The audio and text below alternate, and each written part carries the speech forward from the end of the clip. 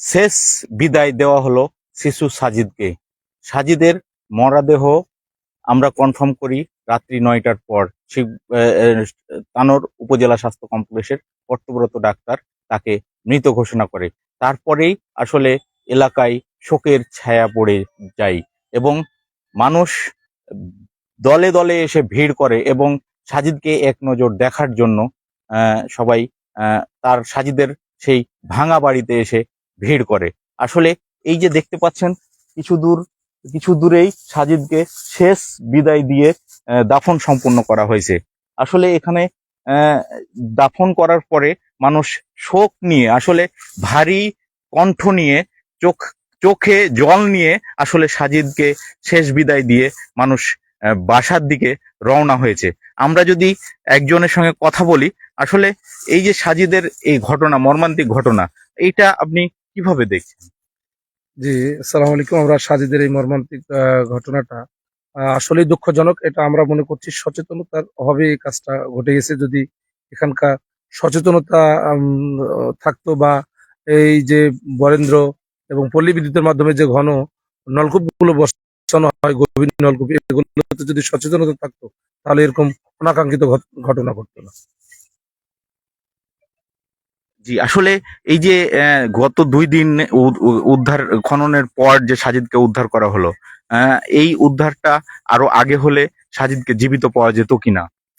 যে আমরা যেটা দেখছি উদ্ধার কাজ যেভাবে করা হয়েছে, এটা আসলেই প্রশিক্ষণ এবং আধুনিক যন্ত্রপাতির অভাব মনে হয়েছে আমাদের কাছে। যদি এটা আধুনিক যন্ত্রপাতি এবং ফায়ার সার্ভিস এবং প্রশাসনের যদি প্রশিক্ষণ ঠিক মতো থাকতো, তাহলে এই উদ্ধার কাজ আরো আগে করা গেলে হয়তো বা আমরা তাকে জীবিত উদ্ধার করতে পারতাম। জি, ধন্যবাদ। আমি আরেকজনের সঙ্গে কথা বলবো। আসলে এই সাজিদের যে শেষ দাফন আমরা শেষ করলাম, এটার পরে আপনার তার যে 2টা ছেলে, সাজিদের ভাই আছে, সে ভাইয়ের জন্য আপনাদের কি সান্ত্বনা, এবং তার ভাই যারা, তারা তো একবারে গরিব, যে নিম্নমানের ফ্যামিলি, তার ভাই দুটার দিকে কিভাবে আপনারা এলাকাবাসী হিসাবে নজর দিবেন? জি, আলহামদুলিল্লাহ, আমাদের অত্র অঞ্চলে শোকের ছায়া নেমে এসেছে। আমরা এখনই সাজিদকে বুক ভরা ভারাক্রান্ত হৃদয়ে তাকে শেষ দাফন করে আসলাম। প্রত্যেকের হৃদয় থেকে ভারাক্রান্ত পানি আর পানি আসছে, শোকের ছায়া আসছে। তো আমরা এখন সাজিদের মরাদেহ কবরে রেখে মাটি দিয়ে আমরা তার বাড়ির দিকে ফিরে যাচ্ছি। তাদেরকে আমরা সান্ত্বনা দিব। আর এলাকাবাসীকে বলবো, যদি আমাদের এখানে পানি না পাওয়া যায়, গর্তগুলি যাতে মুছিয়ে দেয়। আর উন্নত প্রযুক্তি না থাকার জন্য আমাদের এলাকায় আপনার যেই দুর্ঘটনাগুলো আপনার বিভিন্ন সময় ঘটছে, ঠিক এই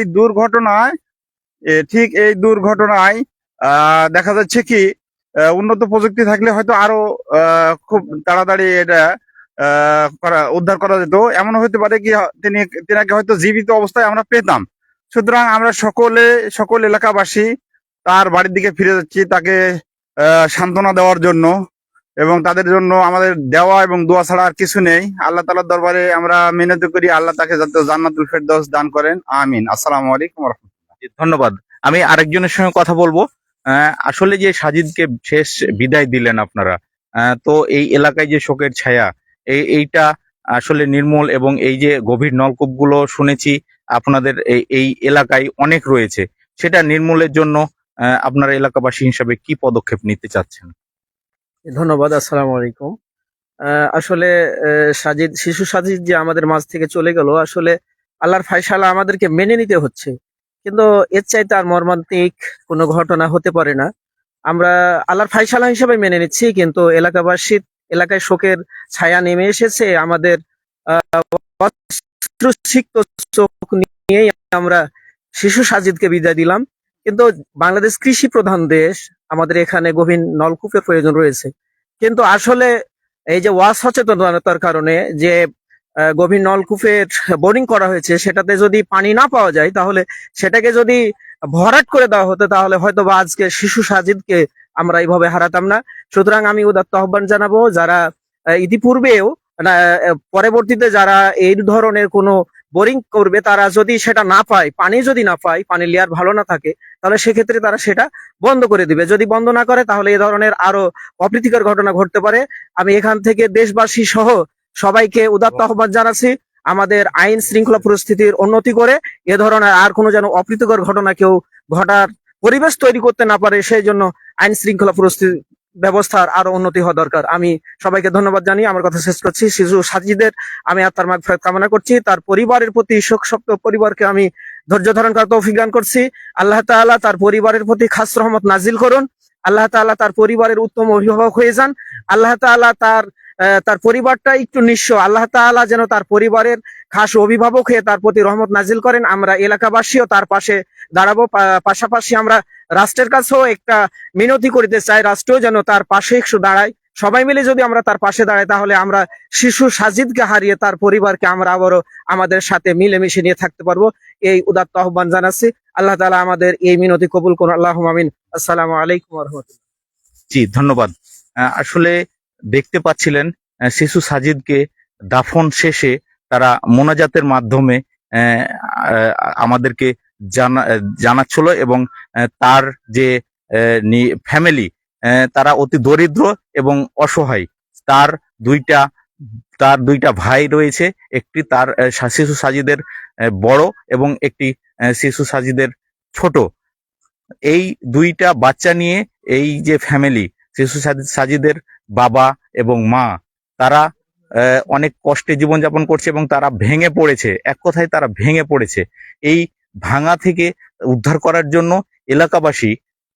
এলাকাবাসী কঠোর পরিশ্রম করছে এবং সেই পরিবারটির দিকে তারা দাঁড়াবে বলে আশ্বাস করছেন।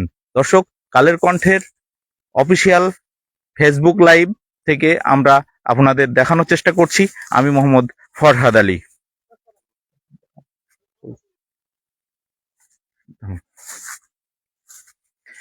এইমাত্র তার দাফন শেষ করে দোয়া সম্পূর্ণ হলো, এবং দোয়া সম্পূর্ণ শেষ করার পরে মানুষ তার বাসার দিকে রওনা দিচ্ছে তার বাবা মাকে কিছুটা সান্ত্বনা দেওয়ার জন্য। এবং তার যে দুই ভাই, সেই দুই ভাইয়ের এলাকাবাসীর পক্ষ থেকে আমরা জানতে পেরেছি তার যে দুই ভাই, সেই দুই ভাইয়ের পাশে থাকবে এলাকাবাসী এবং তাদেরকে সঠিকভাবে মানুষ করে তৈরি করার চ্যালেঞ্জ হিসাবে নিচ্ছে এলাকাবাসী, এটুকু আমরা জানতে পেরেছি। তো সেই সাজিদের দাফন সম্পূর্ণ শেষ করে তারা সাজিদের বাসার দিকে গিয়ে তার বাবা মাকে সান্ত্বনা দিয়ে তারা এলাকাবাসী যাবে বলে আমরা জানতে পেরেছি। আজ এই পর্যন্ত তানোর থেকে আমি মোহাম্মদ